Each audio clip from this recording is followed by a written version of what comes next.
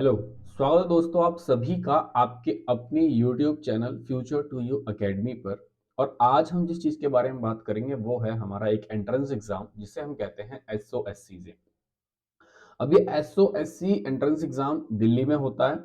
और दिल्ली के जो बच्चे हैं जो स्कूल्स में एडमिशन लेने के लिए चाहते हैं कि जो बच्चे क्लास 9th में एडमिशन गवर्नमेंट स्कूल में लेना चाहते हैं और अच्छे गवर्नमेंट स्कूल्स में लेना चाहते हैं और 11th में एडमिशन लेना चाहते हैं, तो उन बच्चों के लिए ये SOSC एग्जाम कंडक्ट कराता है, एक एंट्रेंस एग्जाम कंडक्ट कराता है जिसमें कि वो कुछ क्वेश्चंस वगैरह जो भी है वो सब पूछता है। इसके फॉर्म्स जो होते हैं वो दिसंबर में आते हैं और इसके जो एग्जाम है वो करीब जनवरी के एंड में या फिर फेब के स्टार्टिंग में हो जाता है।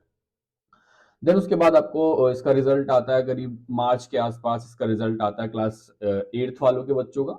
और जो 11th वाले जो बच्चे, सॉरी 10th वाले जो बच्चे हैं उनका रिजल्ट 11th क्लास में एडमिशन के लिए वो करीब मई के आसपास आता है। तो इसके हिसाब से इसके एडमिशंस होते हैं। तो हम आज इस वीडियो में ये डिस्कस करेंगे कि इस एग्जाम को देने के लिए हमें क्या क्या चीजें पढ़नी चाहिए और क्या चीजें नहीं पढ़नी चाहिए और किन चीजों पे हमें रिलाय करना चाहिए और किन पे रिलाय नहीं करना चाहिए। मैं आपको बता दूं कि अब तक मैं YouTube पर जितने भी स्टेम की वीडियोस हैं या फिर जितनी भी वीडियोस जिन जिन यूट्यूबर्स ने या फिर जिन जिन टीचर्स ने डाली हुई हैं, मैं सबको एनालाइज कर चुका हूं। और मैं कुछ खुद मेरे खुद बच्चे हैं जो कुछ सेलेक्ट हुए हैं, उनसे मैंने बातचीत करके जो एक फ्रेमवर्क बनाया है जिसमें से क्वेश्चन पूछते हैं SOSC वाले, तो आप उस पर रिलाई कर सकते हैं और चीजों को उस तरीके से आप कर सकते हैं। अभी आपके पास बहुत समय है और आप बड़े प्यार से आप चीजों को कर सकते हैं, ऐसी कोई दिक्कत वाली बात नहीं है। चलिए तो हम स्टार्ट करते हैं अपने टॉपिक को। जो हमारा सिलेबस है हम सिलेबस डिस्कस करेंगे आज। मैं आज सिर्फ और सिर्फ क्लास 10th के बच्चे जो एंट्रेंस एग्जाम देने की सोच रहे हैं उनके लिए मैं डिस्कस करूंगा कि क्या सिलेबस होना चाहिए, और अगले वीडियो में हम क्लास 8th के बच्चे जो एग्जाम देना चाहते हैं उनके लिए सिलेबस डिसाइड करेंगे या फिर सिलेबस डिस्कस करेंगे। चलिए तो देखते हैं सिलेबस क्या है। देखो, क्लास जो है हमारी, देखो क्लास 11th का जो सिलेबस है, मैं अगर क्लास 11th बोलूं या फिर इस साल जो बच्चे 10th में हैं वो 11th में जाएंगे, उनके लिए जो सिलेबस होगा वो क्या होगा। देखो, मैं आपको स्टेम के बारे में बताऊंगा। देखो, स्टेम दो तरीके से होगा, एक PCB से होगा और एक PCM। कुछ बच्चे मैथ्स लेना चाहेंगे, PCM लेना चाहेंगे उनके लिए, और कुछ बच्चे PCB बायोलॉजी लेना चाहेंगे उनके लिए सिलेबस है। देखो, मैं आपको पहले ही बता दूं, आप हैं क्लास 10th में और क्लास 10th में होने पे आपकी ये जिम्मेदारी बनती है कि आपको क्लास 10 तक का सारा सिलेबस आना चाहिए। और किसी भी एग्जाम में आप बैठेंगे, किसी भी एंट्रेंस एग्जाम में बैठेंगे, वो आपसे पूछेंगे ही। आप ये सोचो कि मैं सिर्फ और सिर्फ क्लास 10th में हूं तो मेरी सिर्फ किताबों से पूछ लिया जाए सब कुछ, ऐसा तो पॉसिबल नहीं है। आपसे कुछ ना कुछ चीजें ऐसी पूछी जाएंगी जो आपकी प्रीवियस क्लासेस से भी हैं। तो इसमें बिल्कुल भी झिझकने की बात नहीं है कि आपको प्रीवियस क्लासेस में कैसे उसे उन्हें पढ़ना पड़ेगा। भाई पढ़ना पड़ेगा, अगर आपको पेपर क्लियर करना है, आपको एग्जाम क्लियर करना है तो आपको पढ़ना पड़ेगा। कुछ चीजों के बारे में मैं आपको सिलेबस डिस्कस करने वाला हूँ, जैसे PCB और PCM, मैथ्स और बायोलॉजी में दोनों का सेम है, बस मैथ्स का अलग करेंगे और बाकी फिजिक्स केमिस्ट्री का सब सेम रहेगा। चलिए, अगर मैं आपसे बात करूं साइंस में, ठीक है, अगर हम साइंस में फिजिक्स केमिस्ट्री बायोलॉजी सिलेबस की अगर बात करें, तो आप ये समझो कि आपको कुछ तो चीजें क्लास 8th की NCERT से भी पढ़नी पड़ेंगी। NCERT से पढ़नी पड़ेंगी। अब क्लास 8th की NCERT से ऐसे कौन से चैप्टर्स हैं जो आपको पढ़ने पड़ेंगे और जिनमें से आपको वन लाइनर्स निकालने पड़ेंगे, और वन लाइनर्स ही आपको एक्चुअल में वहां पे आपके बहुत काम में आने वाले हैं। देखो, क्लास 8 की साइंस से मैं कुछ आपको चीजें बताना चाहता हूँ कि क्लास 8 की साइंस की जो किताब है उसमें से कुछ चैप्टर्स हैं। एक चैप्टर होगा आपका माइक्रो ऑर्गेनिजम्स के, ठीक है, आपको वो अच्छे से पढ़ लेना है माइक्रो ऑर्गेनिज्म से। और एक उसके बाद आपका चैप्टर होगा सिंथेटिक फाइबर्स और पॉलीमर्स, ऐसे करके एक चैप्टर है, सिंथेटिक फाइबर्स एंड पॉलीमर्स नाम का एक चैप्टर है जो मैं अक्सर देखता हूं। फिर वो चाहे SOSC का एग्जाम हो या फिर कुछ मुख्यमंत्री स्कॉलरशिप योजनाएं होती हैं, इनके लिए जो एग्जाम्स होते हैं, इन सब में हम देख रहे हैं कि ये सारे के सारे क्वेश्चंस इसमें से आते ही आते हैं। देन उसके बाद में एक नेचुरल फेनोमिना नाम से एक चैप्टर है, वहां पे नेचुरल फेनोमिना, फेनोमिनन या फेनोमिना नाम से एक चैप्टर है, वो भी आपको कर लेना है वहां से। दूसरा, आपको वहां से जो एक चैप्टर और जो कुछ चैप्टर्स करने हैं, एक वो है इलेक्ट्रिक करंट नाम से एक चैप्टर है। इलेक्ट्रिक करंट से इसका जो केमिस्ट्री में क्या रोल है, वो एक चैप्टर इलेक्ट्रिक करंट से वहां पे वो आपको देख लेना है। एक चैप्टर है वहां पे कोल एंड पेट्रोलियम से, कोल एंड पेट्रोलियम से एक चैप्टर है वहां पे, ये आपको वहां से देख लेना है, क्योंकि इन सब चीजों से ना वो बहुत सी चीजें पूछ लेता है। देखिए, एक ना चैप्टर है स्टार्टिंग में ही, खेती बाड़ी का एक चैप्टर है, उसमें से आपको कुछ टर्म्स याद करनी है, जैसे कि आपके ये सेरिकल्चर हो गया, विटिकल्चर हो गया, हॉर्टिकल्चर हो गया, ऐसे करके जो टर्म्स है वो आपको वहां से पढ़ लेनी है। और कोल एंड पेट्रोलियम ये चैप्टर आपका हो गया। और एक चैप्टर और है कोल एंड पेट्रोलियम के बाद में, नेचुरल रिसोर्स को कैसे कंजर्व करना है, वहां पे नेचुरल रिसोर्सेज के बारे में, कंजम्पशन के बारे में एक चैप्टर है, वो सब देना है। बाकी मैं आपको बताऊं कि ये जो चैप्टर्स है ना, इन सबकी मैं आपको एक पीडीएफ शेयर करा दूंगा, अगर आप चाहेंगे तो आप कमेंट सेक्शन में बताना मेरे को, मैं इनकी पीडीएफ आपको शेयर करा दूंगा, और आप आकर के वहां पे चीजें वो ले सकते हैं। इसका भी हम आगे चीजें आपको बता देंगे कैसे कैसे करना है। देखिए, क्लास 8 से ये कुछ टॉपिक्स हैं जो आपको करने हैं, और वन लाइनर्स इनमें से करना क्या है, इनको रीड करना है। रीड करने के बाद इनमें से वन लाइनर्स निकालने हैं आपको, कि वन लाइनर्स में जैसे कि यहाँ पे ना जैसे कि ये जो माइक्रो ऑर्गेनिज्म वाला चैप्टर है, इसमें आपको वायरस के बारे में, प्रोटोजोआ के बारे में, एल्गी के बारे में, फंगस के बारे में, इन सब चीजों के बारे में बताएंगे। वहां पे फर्मेंटेशन के बारे में बताएंगे कि किस साइंटिस्ट ने फर्मेंटेशन को सबसे पहले किया था, कि और इसमें वहां पे बताएगा कि अल्कोहल कैसे बना सकते हैं हम। ये सारी चीजें जो है वहां पे ये मिल जाएंगी आपको। सिंथेटिक फाइबर्स में से आपको चीजें मिल जाएंगी, पॉलीमर्स में से मिल जाएंगी, पॉलीमर्स में थर्मोसेटिंग पॉलीमर्स है, थर्मोप्लास्टिक पॉलीमर्स है, ये सारी चीजें आपको वहां से मिल जाएंगी। कुछ नेचुरल फेनोमिनास हैं, जैसे कि ये आपका कन्वेंशन है, कंडक्शन है, ये आपके नेचुरल फेनोमिनन्स हैं जो आपको वहां से चीजों को जानना है। ये कुछ टॉपिक्स हैं जो क्लास 8 से आपको आने ही चाहिए। बात करता हूं क्लास 9th से आपको क्या आना चाहिए। देखो, क्लास 9th से मैं आपको पहले ही बता दूं, पहली बात तो एनसीईआरटी की पूरी किताब आपको अच्छे से रीड कर लेनी है। वन लाइनर्स उसमें से आपको याद होने चाहिए, वन लाइनर्स आपके आने चाहिए। दूसरा, कुछ टॉपिक्स ऐसे हैं जो सीबीएसई ने हटा दिए गए थे, और सीबीएसई लेकिन क्वेश्चंस आ जाते हैं। जैसे कि एक है बायोडाइवर्सिटी नाम से, या फिर डाइवर्सिटी इन लिविंग ऑर्गेनिज्म नाम से एक चैप्टर है। डाइवर्सिटी इन लिविंग ऑर्गेनिज्म नाम से एक चैप्टर है, लिविंग ऑर्गेनिज्म नाम से एक चैप्टर है, ये है। ये why do we fall ill नाम से एक चैप्टर है, why do we fall ill नाम से चैप्टर है। इसमें से बहुत से सवाल पूछता है ऐसी चीजें। और डाइवर्सिटी इन लिविंग ऑर्गेनिज्म से वो Pteridophyta, kingdom Animalia, kingdom Plantae, Monera, Protista, ये सब चीजें जो हैं इनके बारे में, या फिर इनके एग्जांपल्स दे करके पूछ लेता है कि इनमें से कौन सा मोनेरा है, या फिर इनमें से कौन सा प्रोटिस्टा है, या फिर इनमें से कौन सा नीमाटोडा है। ऐसे करके वो वर्टिब्रेट्स और ये सब चीजें पूछ लेता है वहां से। ऐसी कोई आपको वहां से वो सारी चीजें देखनी ही पड़ेंगी, और तभी आप सोचें कि आप एग्जाम में बैठने के लायक हैं। ऐसे आप अंधे मतलब तुक्के मारने चले जाओ तो फिर तो खैर कोई सा भी एग्जाम में पहुंच जाओ, तुक्के तो मारते चले जाओ, कोई दिक्कत नहीं है। ये कुछ चैप्टर हो गए। एक नेचुरल रिसोर्सेस नाम से एक चैप्टर होगा यहाँ पे, नेचुरल रिसोर्सेस नाम से चैप्टर है।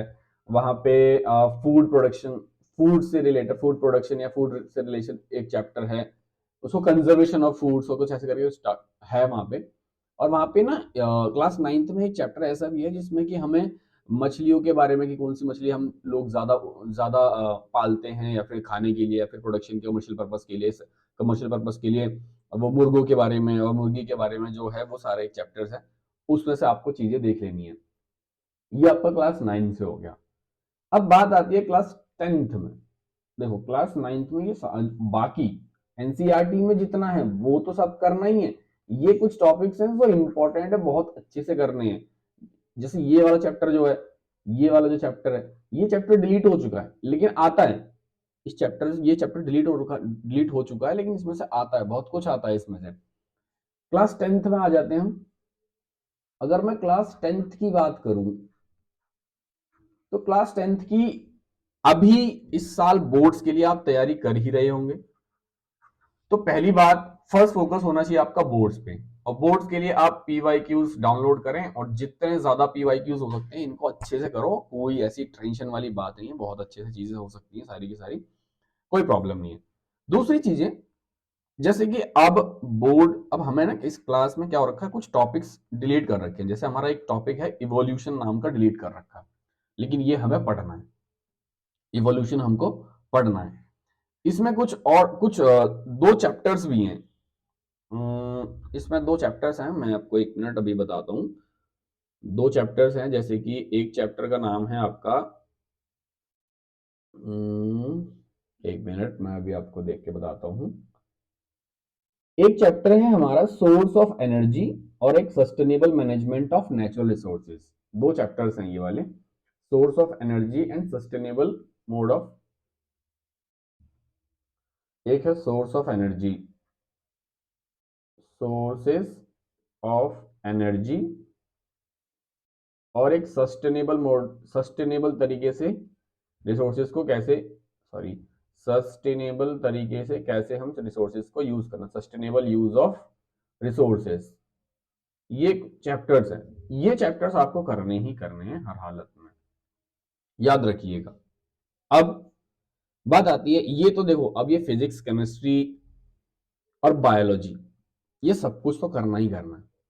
बस फर्क इतना है कि जो बच्चे पीसीएम देने वाले हैं उनके लिए फिजिक्स केमिस्ट्री ही आपको करनी है, सिर्फ फिजिक्स और केमिस्ट्री करनी है।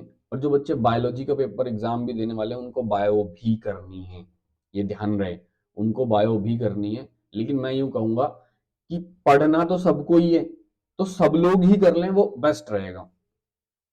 फिर बात आती है मैथ्स की, ठीक है। ये आता है मैथ्स में क्या क्या चीजें पूछता है। देखो, मैंने जो अभी तक बच्चों से पता करा, वो बताते हैं कि क्लास 8 से कुछ टॉपिक्स हैं, जैसे कि आपका एक टॉपिक था परसेंटेज नाम से, उसमें से क्वेश्चंस पूछते हैं। और आपसे परसेंटेज पूछते हैं, एक डायरेक्ट एंड इनवर्स वेरिएशन है, direct and inverse variation chapter है एक, वहां से चीजें पूछ लेते हैं। एक वो है वर्कर और टाइम एंड वर्क, जो एक चैप्टर है, टॉपिक है, उससे पूछ लेते हैं। CP, SP, MP, discount, discount percent, ये सब चीजें पूछ लेते हैं वहां से। और यहां से आपसे चीजें पूछते हैं, और एक चीज और पूछते हैं जिसे हम कहते हैं, देखो, टाइम एंड वर्क हो गया, सीपीएमपी हो गया, सिंपल इंटरेस्ट पूछता है, कंपाउंड इंटरेस्ट पूछ लेता है, इनमें से चीजें पूछ लेता है। परसेंटेज बहुत अच्छे से कर लेना, ये सारी चीजें पूछ लेता है। और दूसरी चीजें जो हैं, यहां से अलजेब्रा के सवाल हैं कुछ, अलजेब्रा वाले, जैसे कि जैसे बोलते हैं ना, x plus one by x की वैल्यू के है, तो x square plus one by x square की वैल्यू क्या होगी, ऐसे वाले सवाल जो होते हैं वो सवाल पूछ लेते हैं यहाँ से। एक चीज और याद रखना है, यहाँ पे एक टॉपिक है, powers, shirts and indices. Power shirts and indices से ये बहुत सवाल पूछते हैं, पावर सर्ट्स एंड इंडिसेस से ये बहुत सवाल पूछते हैं, यहाँ से कुछ सवाल पूछ लेते हैं ये कुछ टॉपिक्स हैं। और ये सारी चीजें हो गई। क्यूब एंड क्यूब रूट्स अच्छे से याद कर लेना, स्क्वायर एंड स्क्वायर रूट्स अच्छे से याद कर लेना, स्क्वायर एंड स्क्वायर रूट्स अच्छे से याद कर लेना। ये तो हो गया क्लास 8 से। अब आ जाओ क्लास 9th में। क्लास 9th में आपको सबसे ज्यादा फोकस देना है, वो देना है एलजेब्रा पे। एलजेब्रा पे बहुत ध्यान से फोकस देना है। एलजेब्रा मतलब कि आपको वो वाली एलजेब्रा आनी चाहिए जो क्लास 9th में है। क्लास 9th की एलजेब्रा जो है वो आपको बहुत अच्छे से आनी चाहिए।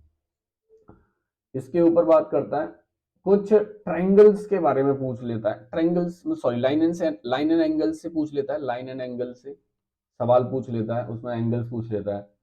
देखो, सर्कल चैप्टर है क्लास 9th में, उससे क्वेश्चंस बहुत पूछता है, सर्कल चैप्टर से सवाल पूछता है। और देन उसके बाद में आपका ये एरिया रिलेटेड टू एरिया वाला जो चैप्टर है, एरिया एंड वॉल्यूम वाला जो चैप्टर है वहां से। हाँ, और ध्यान रहे एरिया एंड वॉल्यूम आपको सबका करना है, क्यूब का भी करना है, क्यूबॉइड का भी करना है, कोन का भी करना है, और सिलेंडर का भी करना है, और स्फेयर भी करना है। ठीक है, ये सारी चीजें आपको करने। स्फेयर हो गया, एक आपका हेमीस्फेयर हो गया, हेमीस्फेयर हो गया, क्योंकि क्या है कि ये क्यूब एंड क्यूबॉइड जो हैं दोनों के और सिलेंडर भी, ये तीनों के तीनों इस बार है ही नहीं, इस बार सिलेबस में है ही नहीं क्लास 9th में, तो दिक्कत हो जाएगी अगर आपने इस बार किया ये। लेकिन ये सारी चीजें ध्यान से देख लेना और इन सब चीजों को अच्छे से कर लेना, इनके फॉर्मूले याद होंगे तो आप चीजें बड़े प्यार से करते चले जाएंगे। एरिया एंड वॉल्यूम चैप्टर जो है बहुत अच्छे से कर लेना। इसमें एक चैप्टर है ट्रायंगल्स नाम से, ठीक है, ट्रायंगल्स भी अच्छे से कर लेना। स्टैट्स कर लेना, स्टैटिस्टिक्स तो दोनों की 9th एंड 10th दोनों से कर लेना, वही फॉर्मूला बेस्ड। वहां पे आपको सॉल्व नहीं करनी होगी, वहां पे सिर्फ आपको ये बताना होगा कि यहाँ पे क्लास इंटरवल क्या है, इसका अपर लिमिट क्या है, लोअर लिमिट क्या है, ऐसे करके कुछ सवाल होते हैं। तो वो सब चीजें आप देख सकते हैं, वहां से चीजें कर सकते हैं। देन उसके बाद क्लास 10th में अगर हम बात करें, देखो ध्यान से सुनो, अब क्लास 10th में देखो, एक मिनट और, यहाँ क्लास 9th में ना जो आपका फर्स्ट चैप्टर है ना, फर्स्ट चैप्टर है, उस फर्स्ट चैप्टर में कुछ क्वेश्चंस हैं जहां से वो पूछता है कि ये बताइए कि ये जो डिजिट है, फ्रैक्शन देगा और बोलेगा कि ये फ्रैक्शन रेकर करेगी या नहीं करेगी, मतलब रिपीटिंग और नॉन रिपीटिंग से टर्म डेसिमल से क्वेश्चंस आ जाते हैं, वो सारी चीजें पूछ लेता है। क्लास 10 से अगर बात करूं, देखो पहला चैप्टर में बहुत अच्छे से समझ लेना, बहुत अच्छे से कर लेना।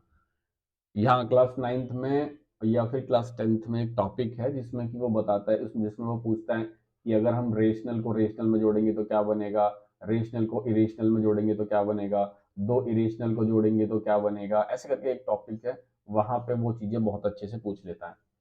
क्लास 10th में एक तो पहला चैप्टर तो बहुत अच्छे से करना है, दूसरा आपको आगे थोड़ा सा चलेंगे तो उसमें हाँ, वो आपका linear equation in two variable वाला जो चैप्टर है, linear equation in two variable, बहुत अच्छे से करना है। इसके substitution method, elimination method, substitution elimination, और एक क्रॉस मल्टीप्लिकेशन मेथड भी है इसका, वो अच्छे से कर लेना चीजों को। क्वाड्रेटिक इक्वेशन, क्वाड्रेटिक इक्वेशन बहुत अच्छे से करना, और लीनियर इक्वेशन में वो जो पूछता है ना कि लाइनें कब पैरेलल होंगी, कब एक दूसरे को काटेंगी, और ये वो जो है ना कोइंसिडेंट और ये सब चीजें जो है वहां पे, वो चीजें बहुत अच्छे से कर लेना। क्वाड्रेटिक इक्वेशन में रियल रूट्स होंगे या नहीं होंगे, या फिर वो रियल रूट्स वो या फिर इमेजिनरी रूट्स होंगे, वो वाला टॉपिक बहुत अच्छे से क्वाड्रेटिक में कर लेना। एक वो अल्फा प्लस बीटा और beta, alpha beta product of zeros और product of zero sum of zeros वाला टॉपिक है, वो बहुत अच्छे से कर लेना। दूसरी चीजें आपकी ट्रिगो, इसको बहुत अच्छे से करना। ट्रिगो, इसमें से क्वेश्चंस बहुत सारे पूछता है ट्रिगो में, और इसी में जो दूसरा पार्ट है इसका, हाइट एंड डिस्टेंस, इसी का जो दूसरा चैप्टर है जो हाइट एंड डिस्टेंस, तो इंट्रोडक्शन है, एक हाइट एंड डिस्टेंस है, तो ये दो चैप्टर्स, ये दो टॉपिक्स बहुत अच्छे से करना चीजों को। अब देखो सर्कल चैप्टर से, यहाँ से जो, यहाँ से वो एरियाज वगैरह पूछेगा रिलेटेड टू सर्कल एंड ये सब, और टेंजेंशियल वाला टॉपिक पूछता है। और हाँ, सर ट्रायंगल से यहाँ से, यहाँ पे ट्रायंगल में सिमिलरिटी से कुछ चीजें पूछ लेता है, मतलब बेसिक कॉन्सेप्ट्स आपको आने ही चाहिए। एनसीईआरटी की अगर आपने लाइन बाय लाइन पढ़ी हुई है तो बेसिक कॉन्सेप्ट्स आपके क्लियर होंगे और आप बड़े प्यार से चीजों को कर पाएंगे, ये बहुत आसान है यहाँ से। फिर स्टैट्स कर लेना यहाँ से, और जैसा कि मैंने मेंसुरेशन और वो सब बताया, वो आपको करना ही करना है। अब कुछ एक टॉपिक्स ऐसे भी हैं जो क्लास 9 से, सॉरी 11 से कर लेना है आपको। देखो क्लास 11th में एनसीईआरटी में, हालांकि एनसीईआरटी की किताबों में वो क्लास 11th में चैप्टर दिया हुआ है, लेकिन बाकी बोर्ड्स में वो जो चैप्टर हैं वो ये सारे चैप्टर जो होते हैं ये 9th और 10th में उड़ा देते हैं, वो खत्म कर देते हैं इसको। क्लास 11th में एक सेट्स नाम का चैप्टर है, उसके बस आपको डेफिनेशंस और वो बस समझ लेना है कि कॉन्सेप्ट है क्या, सेट्स नाम का चैप्टर है। और एक चैप्टर है इनइक्वालिटीज, इनइक्वालिटीज बहुत अच्छे से कर लेना, सॉरी। और यहाँ पे एक चैप्टर है एपी, एपी बहुत अच्छे से कर लेना, ये बहुत इंपॉर्टेंट चैप्टर है एपी। ये था आपका सिलेबस जो आपको करना ही करना है हर हालत में। बाकी आप जुड़े रहो हमारे साथ में, अगर हो पाया तो कोशिश करूंगा मैं ही कि आपको ये सारी चीजें दोबारा से एक बार मैं स्टार्ट करवाऊंगा, और मैं ही धीरे धीरे करके करवाऊंगा। और हाँ, अभी एक चीज और रह गई हमारी, ये मैंने बताया आपको सिंपल, सिर्फ पीसीएम मतलब फिजिक्स और केमिस्ट्री और बायोलॉजी में से हमें क्या क्या चीजें पढ़नी है। एक चीज अलग आती है जिसे हम कहते हैं लॉजिकल रीजनिंग, जिसे हम कहते हैं लॉजिकल रीजनिंग। ये बात ध्यान से रखना, ये एक चीज है जो अलग आती है, जिसके बारे में हमको कभी पढ़ाया नहीं जाता है। ये सब चीजें कंपटीशन, जितने भी एग्जाम कॉम्पिटेटिव एग्जाम्स होते हैं उन सब में आती है। इसमें से भी कुछ टॉपिक्स हैं जो आपको पढ़ने हैं। जैसे कि मैं आपको बताऊं कुछ टॉपिक्स, जैसे कि रीज, अगर इसमें मैं आपको बता दूं तो आपको जो चीजें करनी हैं, देखो इसमें आप कर सकते हैं कोडिंग डिकोडिंग, कोडिंग डिकोडिंग एक चैप्टर है, ये आप बड़े प्यार से यहाँ पे कर सकते हैं।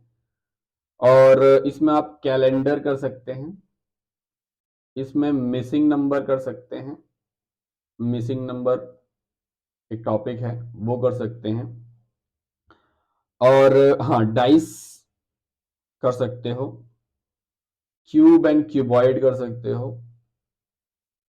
काउंटिंग फिगर्स, हाँ ये टॉपिक आता है, एक टॉपिक है काउंटिंग फिगर्स नाम से, ये आता है। और एक टॉपिक है आपका क्लॉक, क्लॉक से कभी कभार सवाल आते हैं। सीटिंग अरेंजमेंट है, seating arrangement, sorry sorry, sitting arrangement, sitting arrangement, ये टॉपिक आ जाता है। और हाँ, पजल तो नहीं आता है, सीटिंग अरेंजमेंट आ जाता है। ब्लड रिलेशन, हाँ ये बहुत इंपॉर्टेंट है, ब्लड रिलेशन, ब्लड रिलेशन बहुत इंपॉर्टेंट है। ब्लड रिलेशन आता है आपका, cube and cuboid, coded equation, odd one out, हाँ मिसिंग नंबर हो गया, नंबर सीरीज आ जाती है, नंबर सीरीज से कुछ टॉपिक्स आ जाते हैं आपके। और word formation, alphabet series, letter series, ये सारी चीजें तो सीरीज में आती हैं। हाँ एक टॉपिक पूरा ये सब में एक सीरीज नाम से एक टॉपिक डाल दो, सब सीरीज में आ जाता है। देखो ये सारी चीजें थी। और एक है वेन डायग्राम, वेन डायग्राम लिखा नहीं लिखा, हाँ एक टॉपिक है आप, वेन डायग्राम, सॉरी इधर लिख देता हूँ, उधर तो शायद मेरा फोटो आ रहा होगा। एक है वेन डायग्राम, ये टॉपिक है, ये आ जाता है। देन अगर हम बात करें थोड़ा और, बाकी डेटा सफिशिएंसी मैट्रिक्स आता नहीं है, ये सब चीजें। फिर एक और इसमें ही आता है, देखो दो पार्ट्स में होती है ये लॉजिकल रीजनिंग जो होती है, ये दो पार्ट्स में होती है, एक होती है वर्बल और एक होती है नॉन वर्बल, ठीक है। ये तो सब जो मैंने अभी इससे पहले बताया आपको, ये सारा कुछ जो भी बताया, ये सब, ये जो जितना भी बताया, ये सब, ये जो जो भी बताया, ये सब नॉन वर्ब, ये वर्बल का केस है। अब नॉन वर्बल में जो चीजें आपको कर लेनी है वो ध्यान देना। नॉन वर्बल रीजनिंग में जो आपको चीजें करनी है वो है, एक है आपका, मेनली जो चीजें दिखती हैं वो mirror and water image, mirror और वाटर इमेज आती है। एक पेपर फोल्डिंग एंड कटिंग आता है, पेपर फोल्डिंग एंड कटिंग नाम का टॉपिक आता है। एम्बेडेड फिगर भी आ जाता है, एम्बेडेड फिगर ऐसा टॉपिक आ जाता है। एक कंप्लीशन ऑफ फिगर्स आता है, कंप्लीशन ऑफ फिगर आता है। एक आता है आपका ग्रुपिंग ऑफ फिगर्स, एक आता है ग्रुपिंग ऑफ फिगर्स, एक आता है सीरीज, एक आता है एनालॉजी, और एक टॉपिक है आपका क्लासिफिकेशन। ये बहुत छोटे छोटे हैं, मतलब ऐसे टॉपिक हैं, ये सारे टॉपिक 2 घंटे में खत्म हो जाएंगे, ऐसे टॉपिक है ये। क्लासिफिकेशन, डॉट सिचुएशन, और एक है फिगर फॉर्मेशन। Figure formation. तो देखो ये था आपका कंप्लीट सिलेबस ना। देखिए ये जो सिलेबस बताया ना कि अब 11th के बेस पे, 11th के 10th के तक के बेस पे आपका जो भी कॉम्पिटेटिव एग्जाम्स होते हैं, स्पेशली स्कूल्स में एडमिशन लेने के लिए, मैं पहले ही आपको बता रहा हूँ, स्पेशली सिर्फ और सिर्फ स्कूल्स में एडमिशन लेने के लिए।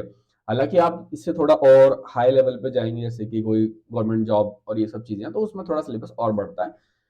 हालांकि सिलेबस ये मैंने वहीं से कुछ ना कुछ चीजें तो वहीं से होती हैं, आधे से ज्यादा ये जो रीजनिंग वाला पार्ट है ये तो सारा का सारा वहीं से रहता है, लेकिन इसमें भी कुछ और ऐड होता है। आप किसी भी कॉम्पिटेटिव एग्जाम में बैठ जाइए, स्पेशली स्कूल से रिलेटेड जितने एग्जाम्स होंगे, इससे बाहर कुछ चीजें नहीं आएंगी, इस बात की मैं गारंटी लेता हूं आपसे। लेकिन आपको ये सारी चीजें करनी पड़ेंगी, आपको ये सबका एक प्लान बनाना पड़ेगा, चीजें करनी पड़ेंगी। हालांकि हम भी कोशिश करेंगे कि धीरे धीरे धीरे धीरे चीजें करवाएं। बाकी जुड़े रहिए हमारे साथ में, और चीजें अगर आपको अच्छी लगी हो, आपको समझ में आया हो सारा कुछ, तो आप मुझे कमेंट सेक्शन में जरूर बताइए, और आपको अगर कोई हेल्प चाहिए हो तो आप कमेंट सेक्शन में मुझे बता सकते हैं। चलिए मिलते हैं आपके साथ, तब तक के लिए धन्यवाद, टेक केयर, बाय बाय, मिलते हैं नेक्स्ट वीडियो में। बाय बाय, जय हिंद, जय भारत।